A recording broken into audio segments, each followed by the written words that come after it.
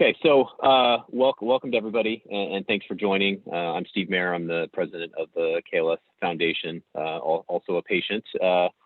And with me today is Donnie Farber. He's one of our board members and has been the one who has really kind of led the effort to get our registry up and running. And he's worked with a number of people. Jeff with the benefits team, who's helped us build the registry, and the team at Pros that's going to help us administer the database and answer questions that people have after we kick off here. So we're very excited to be launching this new registry. Technology's come a long way since we founded the KLS Foundation, and we're mailing out paper questionnaires and doing manual data entry to try to gather as much information as we can. So really hopeful that this is going to provide current generation technology to help us, to help researchers and the KLS community gather information and share information as we work towards finding a cause and hopefully a effective treatment, cure, and all the things that come with that. So with that, I'm going to turn it over to Donnie. He's going to take us through a presentation just on the registry overall, as well as some of the logistical things that will help in completing, filling out the registry. Great. So with Thanks, that, Steve. I'll turn it over to Donnie. Great. Thanks. I'm going to echo a lot of the words that you just shared. Quick intro on myself. I'm Donnie Farber. I'm active member of the KLS Foundation, and like Steve, I'm also a former KLS patient. I'm 41. I suffered from KLS for 10 years, from when I was the age of 15 to 25. I had 17 episodes during that time, and I've fortunately been episode free since 2004. And my family and I have been involved with the KLS Foundation really since its formation, and I've served on the board since 2006. So I'm really thrilled, like Steve said, to be here today to be able to speak with you about our patient registry. I think everyone on the KLS Foundation and the larger community has wanted to have a patient registry, a wholly owned patient registry that's our own for a long time. I think we've recognized that having this tool could certainly help our existing understanding of KLS and to drive forward medical research about KLS. And so today is a really important milestone that we've been able to accomplish it, and it's really been the culmination of a 2-year-long journey, which I'll walk you through. But first, it really started with just us researching, what's out there, what are other, rare disease patient organizations doing in terms of, creating their own patient registry. And from there, we spent a lot of time finding the right partner to link up with. And then after that, we spent a lot of time designing our goals in terms of what we wanted to do. And we engaged with the KLS researchers around the world to get their insights and to find out what sort of information we should be having in our registry. And then we spent a lot of time working on making sure that we have all the right, patient privacy and protection rights in place. And from there, we really, put it all together and built our registry. So it's been a long journey. I think the finished product is something that is well worth the time and effort that we have put into it. And I'm super excited to be able to be here today to show you what that finished product is. So with that, let's get started. I'll quickly just elaborate a little bit more on the steps we took to arrive at our registry today, and then I'll show you the finished product and like Steve said, how to use it. So I think I will share my screen here.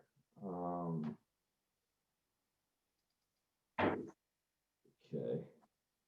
Does that look good, Steve, on your end? Yeah, looks good. Yeah. Okay. Okay. Why don't we start here? So Let's take a step back and speak for a minute on the goals of the patient registry. Why are we trying to do this? The simple answer really boils down to two things. One, we're trying to create a contact database, and two, we're trying to create a research database. And so I'll go over each of those. First, contact database. What do I mean by that? Why do we want to create one? Simply put, a contact database is just a full list of all KLS patients, both past and present. It is just a comprehensive Rolodex of everyone that has KLS. And it might sound like an easier thing than it actually is to accomplish. So, think about this. Given the self-limiting nature of KLS and how episodes often stop, what we've seen is that when people no longer have episodes, they rightfully want to move on from KLS, and they no longer really have an interest in keeping in touch with the KLS community. So it's proven hard to maintain contact over the years. And we think that with the registry, we'll be able to better organize who has KLS and centralize it really all in one place. So I'm confident that this simple organization, having one main touch point, will further the KLS Foundation's ability to support patients and also those physicians that are caring and treating those KLS patients. The second main goal is research. So we want to create a tool that collects information on KLS patients, both on their general medical history and then also on their KLS specific disease history. And by having that information, it will allow us to better support the scientific research community, which in turn will hopefully allow us to gain a better understanding of KLS, with obviously the longer term goal being to figure out a way to treat and ultimately cure KLS. So in summary, those are really the objectives that we set out to accomplish: to create a contact and a research database. And then quickly before I move on, in the red box here on the bottom right, after developing our goals, we thought long and hard about what features does the registry need to have to be able to reach those goals. And so we came out with our key criteria here in terms of what the registry needs to have to hopefully have people use it and be able to achieve the goals that I just outlined. And so quickly, those key criteria for us were: one, the registry needs to have a user-friendly format.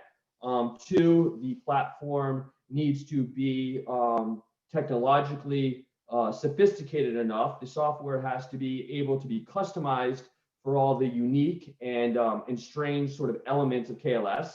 And third, we want to make sure that the registry fully protects the data that the patients are entering. So as I walk through the presentation, I hope you'll be able to see that we have accomplished each of these three criteria.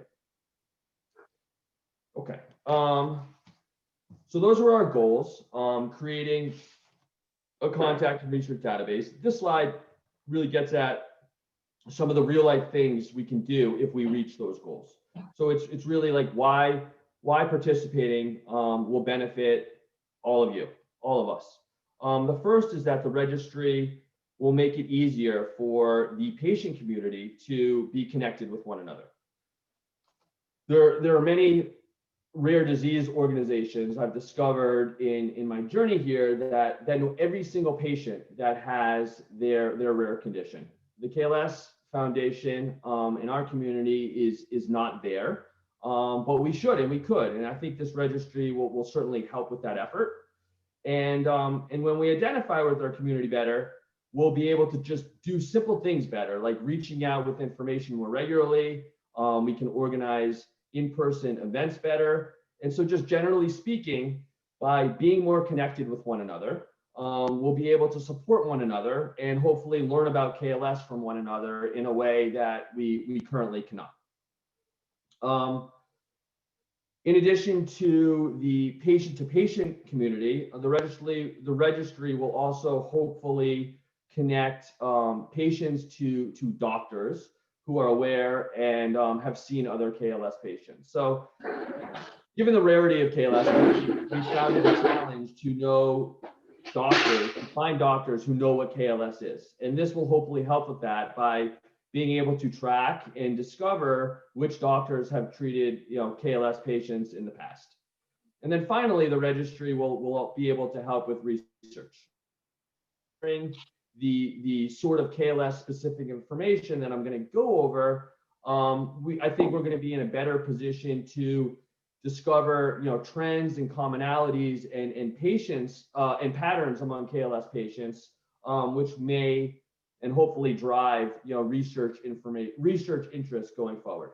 And then lastly here, by having sort of a centralized registry, we can hopefully identify KLS patients who haven't yet participated in any of the ongoing research at the Stanford Sleep Center, where a lot of our research is currently being done.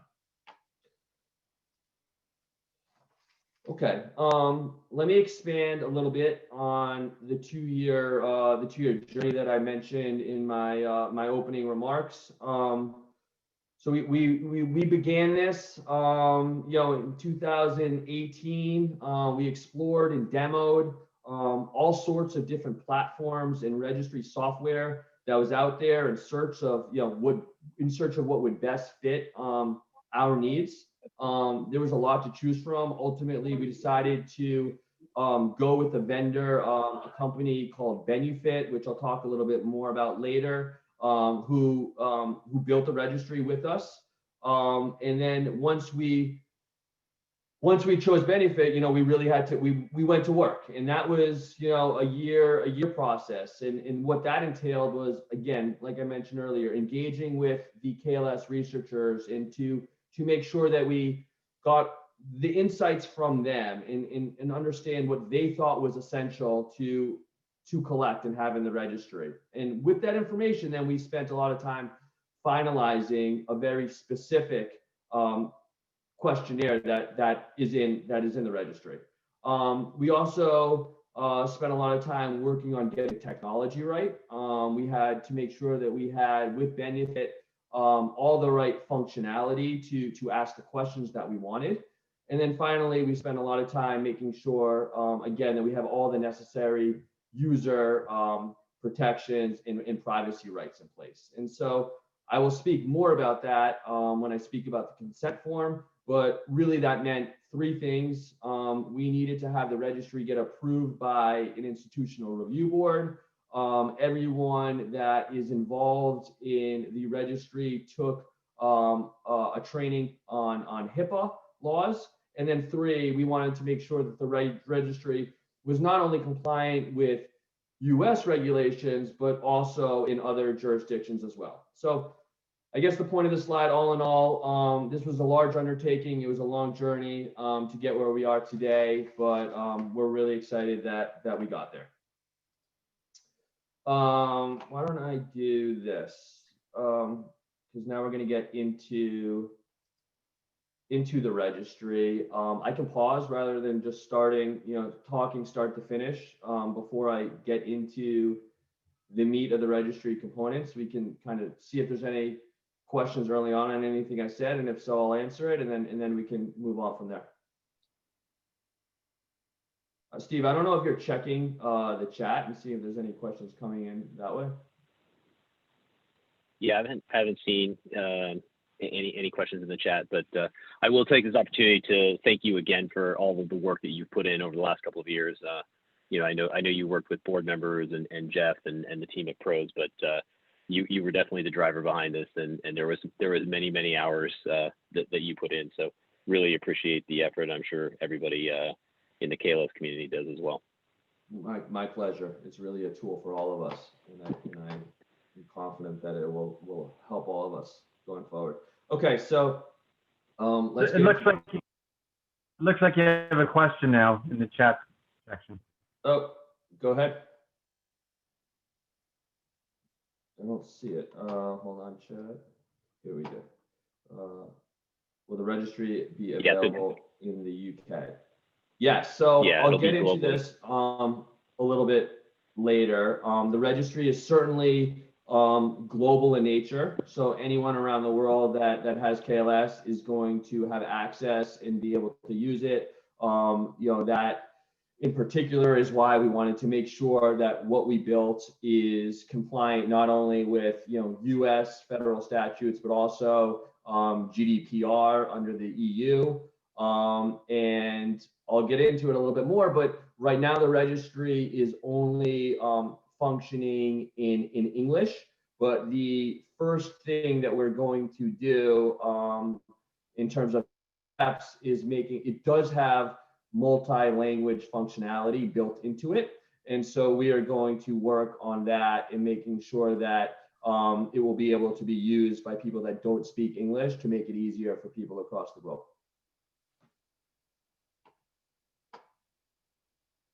Okay, let me just share my screen again. Okay. All right, so now let's get into what the registry contains and what's in it. So the registry has 4 main sections. It's the third bullet here: demographic info, family data, general health data, and KLS history data. The registry also has a feature called an episode tracker. The episode tracker, I'll show you more later, but it's going to allow you to enter information on individual episodes. So it's going to give you the ability to track each episode and record, similarities and differences, almost like a diary among your episodes. And I think this will be helpful not only for patients to be able to observe sort of the variability and the evolution of their episodes, but I think it'll also prove to be helpful for researchers to be able to capture this level of detail. And then lastly, the registry has a registration and login and a consent form that I'm going to go over now.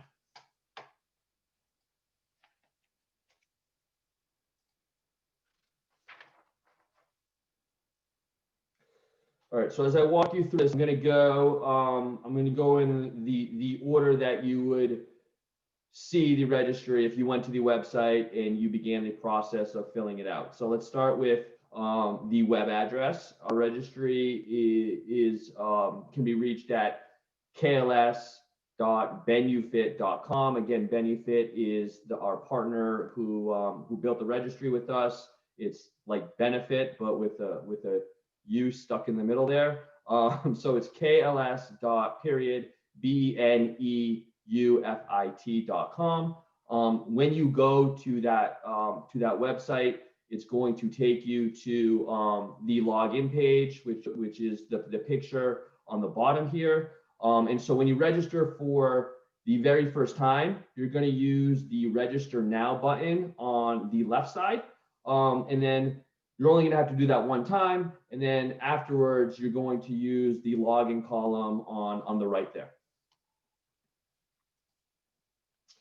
So step one, again, I'll just talk a little bit more on what you have to do to register here. The top picture, again, is the login page that you see when you go to kls.benufit.com. You're going to press the Register Now button. That is going to take you to a Create an Account page. So that is the picture on the bottom there. And at the Create an Account page, you're just going to enter your name, your email, your phone number, and you're going to set up a password for your account. So you're only going to do that one time.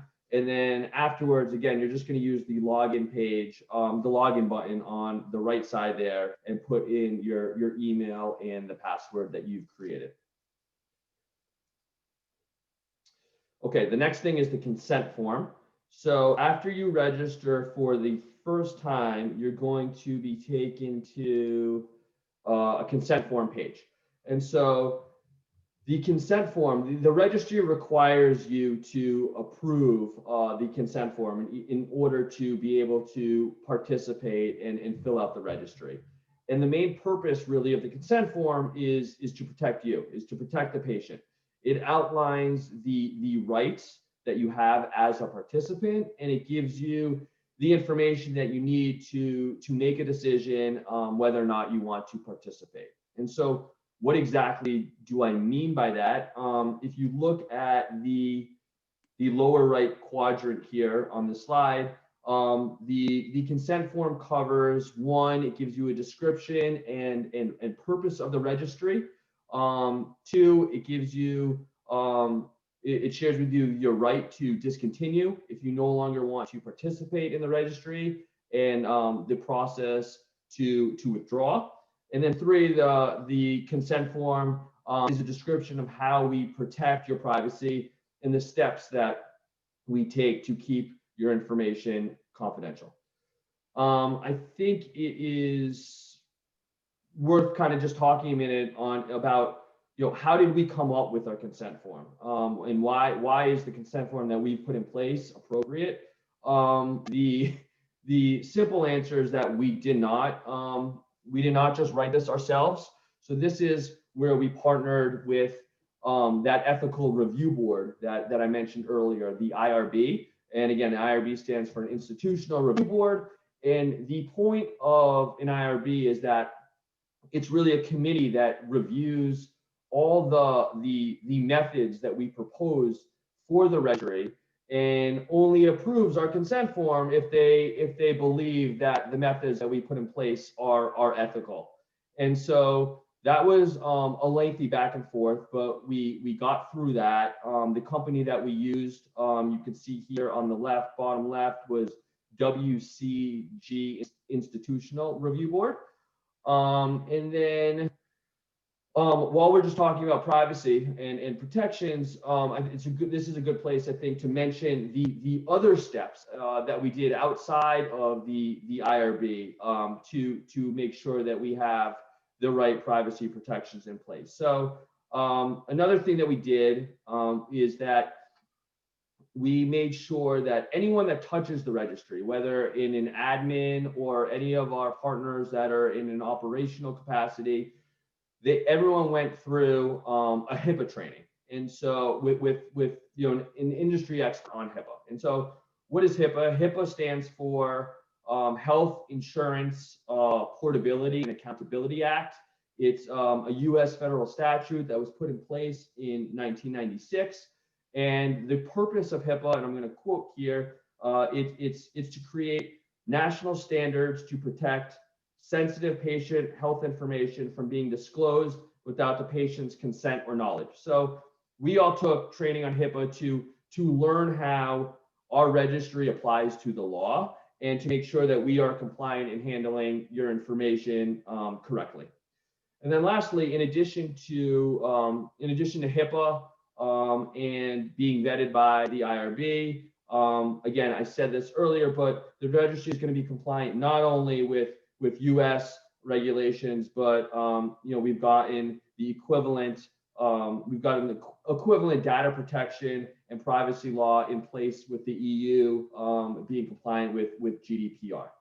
So just going back to the consent form before I move on, this is a one-time thing. Again, if you want to withdraw at any time from the registry, it's important to let you know that is your right. You can withdraw your consent and no longer participate. It's something that you just need to let us know, and we'll walk you through that process. Hey, Donnie, one question that came in. Yep. Hey, Donnie, just breaking in here real quick. One question that came in, and you may touch on it, but just to get it out there, to the extent that you have in the past provided information to one of the studies going on, whether that's Stanford or other work around the world, or if you had filled out, even way back when our hard copy questionnaire, or you had filled out the foundation's previous data collection information, because of new privacy rules and because in the past we didn't get those consents, I think that it's very limited as to what we can do and who we can share that information with. And so we do ask that everybody goes in and completes the new form in the current registry, and that way we have all of the data protection and consent forms, and that will allow us to aggregate kind of the global population of KLS patients, and then also be able to share that with future researchers, you know, in a legitimate way. That's right. So what Stanford has is proprietary to Stanford. They have their own IRB, and their database is their database, and they do not, under their IRB, have the ability to share that information with us. And similarly, this is going to be wholly owned by the KLS Foundation, and we are not going to be able to share that information with anyone else unless the patient consents to that. I'll speak about it a little bit more. When we do share information with researchers, it is always going to be in a de-identified manner. So they will get the data, and they will never get the patient or the individual's name associated with that data. And then lastly, Donnie, can I ask you a question? Sure. I think someone else just asked this question as well. If you have a kid who's underage, both from the IRB point of view and also just from signing up, do you want the kid to sign up and register, or do you want the parents to register? And the consent form, when I do research, sometimes there's a separate consent form for kids and for adults. So both from an IRB thing and also just from a website thing, do you want the mom and dad to sign up, or the kid, or how are you doing this? Yeah, great question. I should have mentioned it without you asking. So we've structured the registry so that either will work. So if you have someone who's a teenager and they are at the age and at the maturity level and feel comfortable doing it, they can go in and fill out the registry. And there's going to be in that first set up an account page, it's going to be who you are as a stakeholder. So you will say, I'm a patient, I'm a parent, I'm a guardian, or it'll say I'm a researcher if you're trying to get the data as a researcher. So you will choose that. And then when you get to the consent, we only have one consent form, but when you get to the consent form, you will then again have to say specifically, I am signing this. The patient's name is X. I am the guardian, the parent, and put your name in. So it fully, it's one consent form, but it does designate between the two choices and allows for the two choices based on what the family is comfortable with. Yeah, just last thing about that. When I do my research and I have kids underage, the parents sign a consent form, and then the kid has to sign what's called an assent form. And I don't know if you looked into that, but in my cases, the kid had to sign a separate form called an assent form, ASSENT. So we don't have an assent form. I'm happy to chat with you, offline after the conversation to learn a little bit more about it. And if it's something that makes sense to put in place, we're open to it. Again, we went through this process. It was a lengthy process with WCG IRB, and this was not something that they recommended, but if it is best practice, there's no reason why you and I can't talk about it and see if it makes sense to implement. Okay. All right, so the next thing is, after the consent form, is the demographic data. So again, you will have gone, at this point, you've gone through the registration, you've set up your account, you've gone through the consent form, and you are now going to be ready to complete the four main components of the registry: the demographic data, the family data, the general health data, and the KLS data, with the demographic being the first one. So what's in the demographic data? The demographic data really is just basic information on the patient, and then basic information on the doctors that care for the patient. So the boxes to fill in on the patient really just include name, date of birth, country of birth, gender, and then the information on the doctors on this page is one, the doctor that diagnosed you with KLS, if you have one, and then other doctors that may have treated you and are familiar with KLS. So that could be a pediatrician, a neurologist, primary care.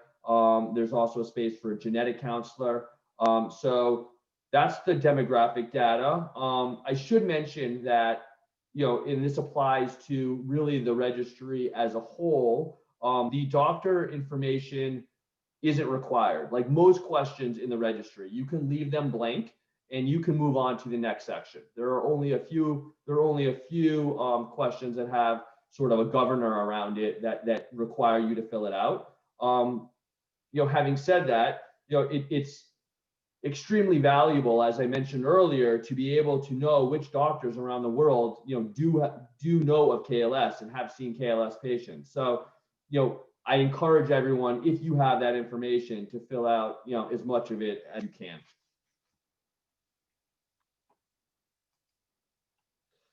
Okay, so family data is the next section.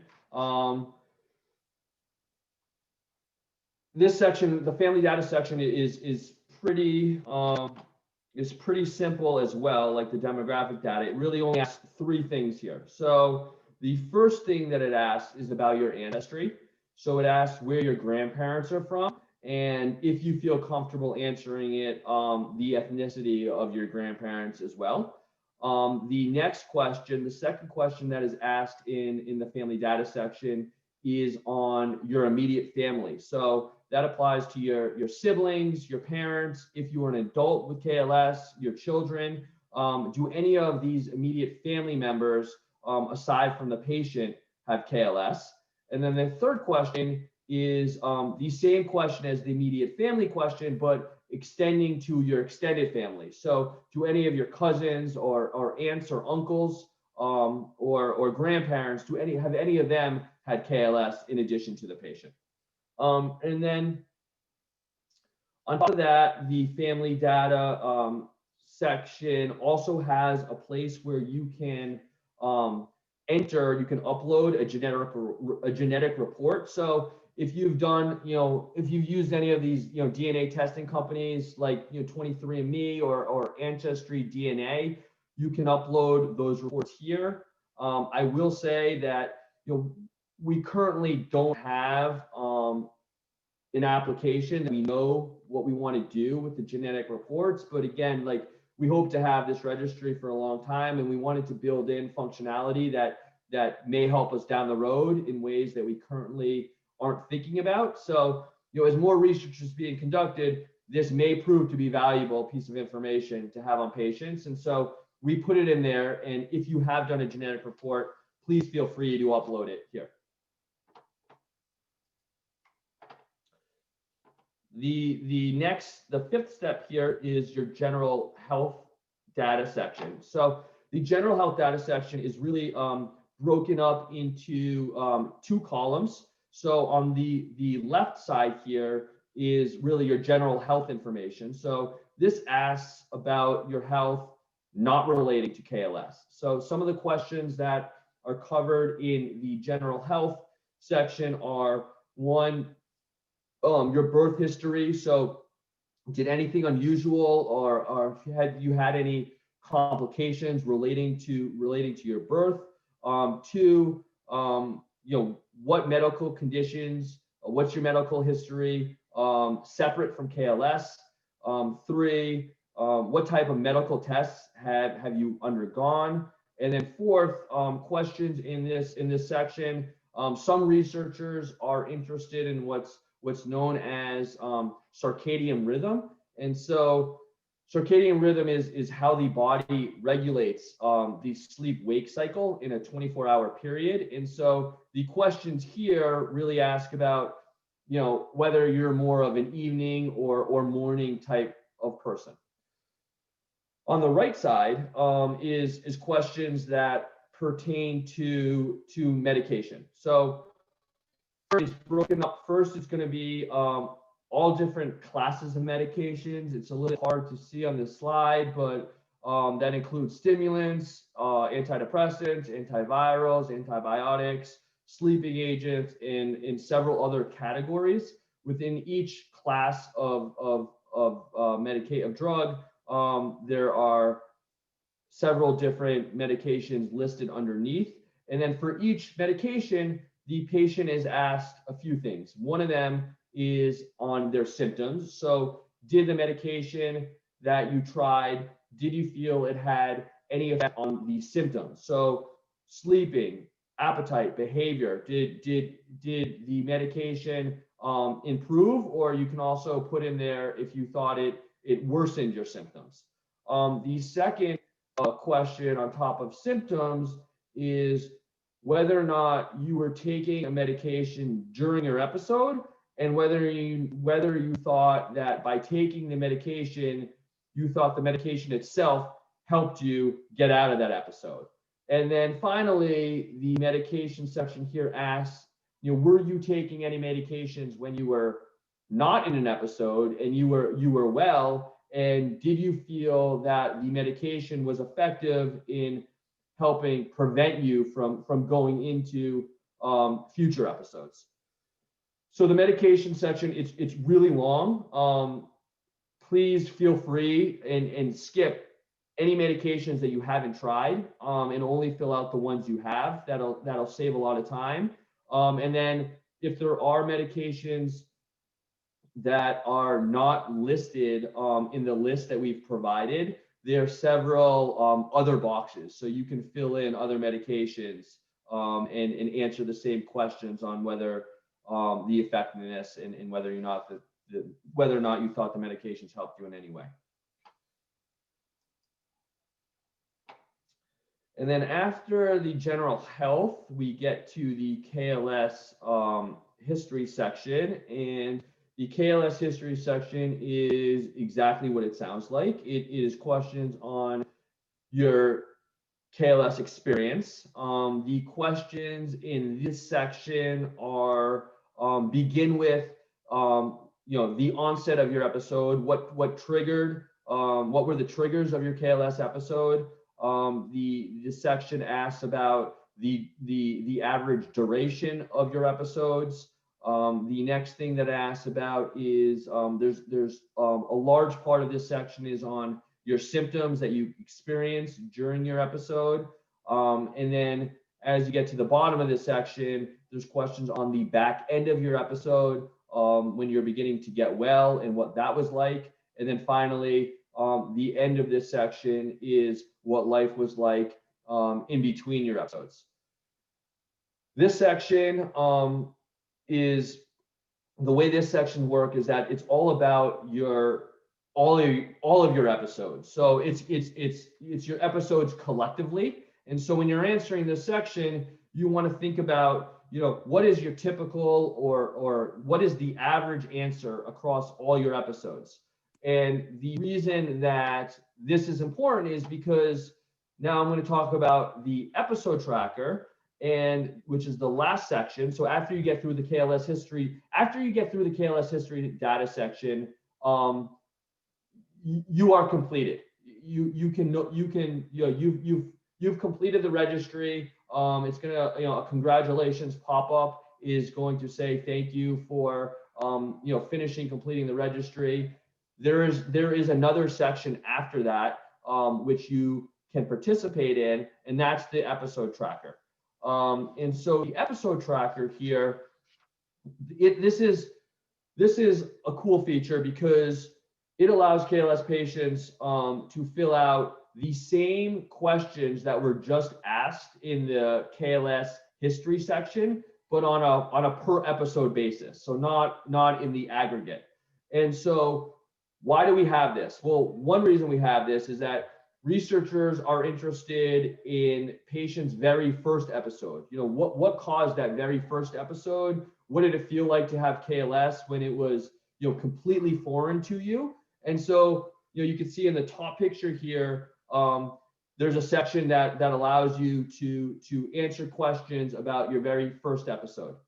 And then in addition to that, the episode tracker allows you to fill out future episodes. So for example, let's say we finish this Zoom call and there's one member of the call has I hope everyone goes to the registry and participates, and one of you has to date had, 5 episodes, and you're going to do your best job at filling out the KLS history section based on the 5 episodes that you've had to date. And I hope everyone on this call, if there's any patients, doesn't get any episodes anymore. But unfortunately, in 12, 24 months, maybe the patient experienced one more episode. And during that episode, the episode was different in nature than the 5 previous episodes. Maybe you slept less, maybe you slept more, maybe there was a difference in your behavior. The episode tracker can act as a journal and allows you to track and record how these episodes were different. So being able to track these changes and again, the evolution of KLS as you go through this condition is something that I think will be helpful both for patients, and we've heard from researchers that it's something that they would find very interesting to have as well. And then lastly, on the episode tracker, there's no limit, so you can fill out as many individual episodes as you experience using the episode tracker feature. Okay, so that covers really the sections and the components of the registry. Let me just speak quickly on the 2 organizations that we partnered up with to get where we are today and to complete the registry. The first, I mentioned it, BenuFit. So BenuFit is a healthcare technology company. It really is the data engineer, the nuts and bolts behind the registry. And we chose BenuFit to build our registry really because Jeff Broderick, who is the founder and CEO of BenuFit, and his company, they really checked all the boxes that we were looking for. So one, in terms of being technologically proficient, I've mentioned it a few times, but the registry has built-in data and privacy protection rights and has all the features that we need. So again, all your information is not only encrypted, but it's de-identified as well. So no one but admin administrators can see it. 2, the registry, we believe is a very sort of easy interface, and it's a user-friendly experience. And again, right now the website is only in English, but we plan on adding 4 or 5 different languages down the road, so it has that multi-language functionality. So really, we chose BenuFit and Jeff because of what they brought to the table. An ability to customize, to create a KLS specific questions that meet our needs, and we're built on a technologically advanced platform. It could put in cool things like the episode tracker. So we are really thrilled. It's been a great experience to work with Jeff and BenuFit. And then on top of that, in addition to BenuFit building and designing the registry with us, the KLS Foundation has also linked up with another fantastic organization, the PROS Foundation. So the PROS Foundation is it's a nonprofit. It's purpose built for a foundation like us. Their mission is to support rare disease patient organizations. They have a lot of experience with patient advocacy groups. They know patient registries very well. So we are very lucky to have found them and have been able to partner with them. Specifically at PROS, there's 2 individuals. I've gotten to know them well over the last couple of months. They are fantastic. Olivia Montano and Ellen Morgan. They're going to be helping the KLS Foundation run the registry behind the scenes. So they're going to serve as our registry coordinators, and they're really here just to help us make sure that we get the most out of the registry by training and engaging and answering questions that the community might have as they look to fill out the registry. So whether it's technical questions about, IT, whether it's, questions, disease specific questions that you don't know how to fill something out. Ellen and Olivia are available and they are here to help us. They can be reached at registry@klsfoundation.org. And so if you have any questions, please use that email and they will be responsive in helping all of us. The website, I believe, also has a link on the dashboard on the left side that says support, and I think that goes to that email address. So if you don't remember it, I think there's a direct way to get in touch with them on the registry. Ellen and Olivia, also I should mention, Ellen and Olivia were really helpful in putting together an instruction manual that walks you through how to fill this out as an additional tool to this Zoom session. So that instruction manual, it's pretty comprehensive. It walks through each section, and that PDF is on the KLS Foundation website. So when you go to the KLS Foundation website, there's a link to the registry directly. And there's also a separate page now that promotes our registry. And on that page is a PDF that you can access to have the instructions that Olivia and Ellen were very helpful in putting together for us. I think that's it. I think that's everything that I prepared and wanted to go through. This is just a summary page. I can leave it up for a moment. It really just covers everything that we just walked through, our goals, what's in the registry, how everyone's data is protected. What I might do is see if we can send this presentation out or just a slide out if anyone wants to have access to it, just to sort of walk through the main points that we've covered. But that is the conclusion of what I have to share with you. I will unshare. Okay. Great. And Donnie, we'll share this, the PDF of this presentation on our website, on our Facebook page. And so there'll be links for people to access both the deck, and then we will be able to provide a link to the video as well. Okay. Yeah, so we'll do that. We'll have three things. We'll have the instruction manual, we'll have this deck, and then we'll also have a recording that you can listen to our time here today. Have any other questions come in? I mean, we can spend a few minutes if anyone else wants to ask anything. We can spend a few minutes. Yeah, one question just came in. When does it go live? And it's live currently. Yep, just went live. It's functional as of yesterday for everyone to use. So 2 ways to access it: directly at kls.benefit.com, or if you don't remember that, just go to the KLS Foundation website, and it's plastered all over the center page. And then there's also a separate section now that's devoted to the registry, and you can access it there. Hi, this is Johnson Mitchell. I had a couple of questions, one of which was clarified in chat, but I don't know if that will be recorded as well. So I thought the clarification would be good for the video recording.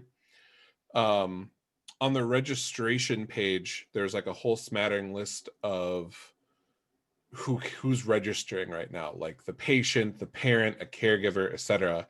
But it's clear that there should only be one registration per case of KLS, correct? So like, as the patient, right, since I can fill this out, I also shouldn't have my mom and my wife and this other person's taking care of me.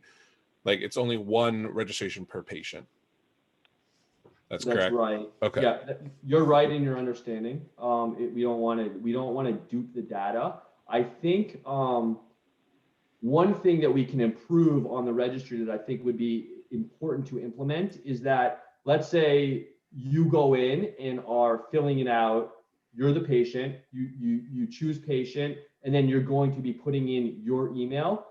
It might be helpful to then have 3 or 4 other spaces where you can include other emails, like your parents, like a spouse, like a sibling, and then those emails could be tagged to your you as the participant. And therefore, down the road, if we're using the list that we have compiled from the registry and we're sending out information, not only will you get it, but other people, in your vicinity will get it as well that you choose. So we don't have that right now, but it's something that I've been thinking about. I think it goes to your question. How can other people that might want to receive information get it? And so that's something that I think would be good to put in place in the near future. On the demographic page, I saw an option, well, not an option, but a question was about gender. I'm guessing the more pertinent information would be sex assigned at birth. That might cause an issue. So I don't know if you want to look or edit that, but. Yep, I think that's a good point. Right now, it's 2 choices. It's not the most politically correct set of choices, and your comment is well taken, and that's something that I think we can implement as well. And then with the medication, what if we've used one of the medications, but not necessarily in an effort to manage KLS symptoms? Like, for example, is depression going to be considered a symptom of KLS? Should we just be listing every medication that we've taken since we've been a KLSer, as long as it's on that predetermined list that you have?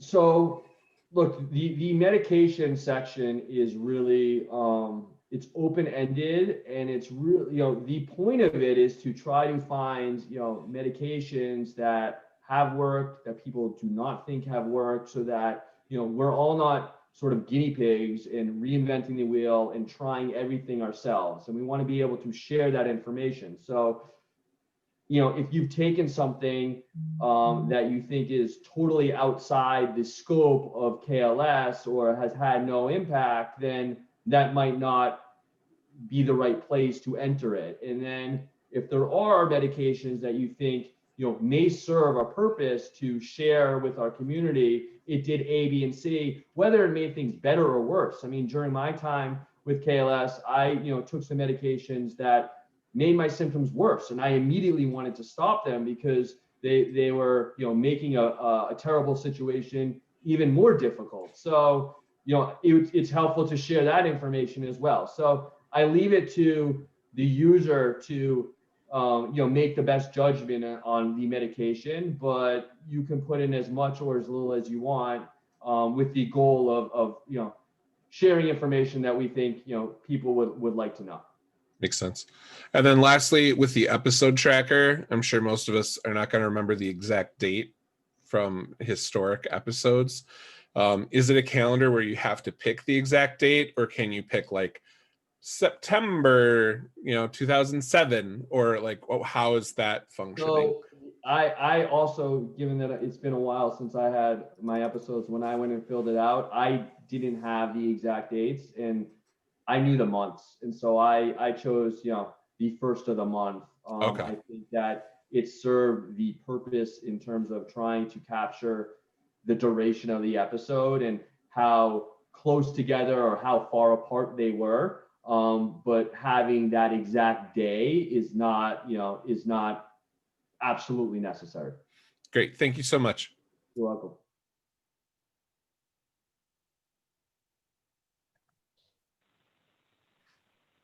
All right, Donnie. I think I've either answered in the chat all of the questions, or I'm not sure if anybody else has any. Right on time. That's good. Great.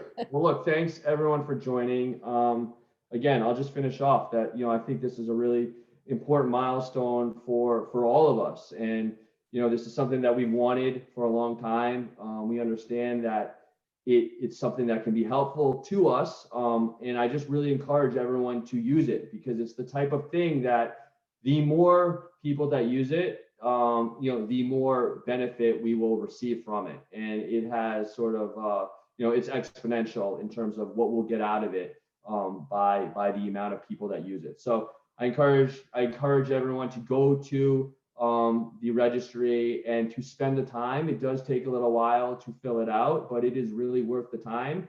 And we're here to help. So with anything that you need, if there's any questions, the foundation has put in the right resources that we think can assist you, and we want to do that. So please let us know if we can.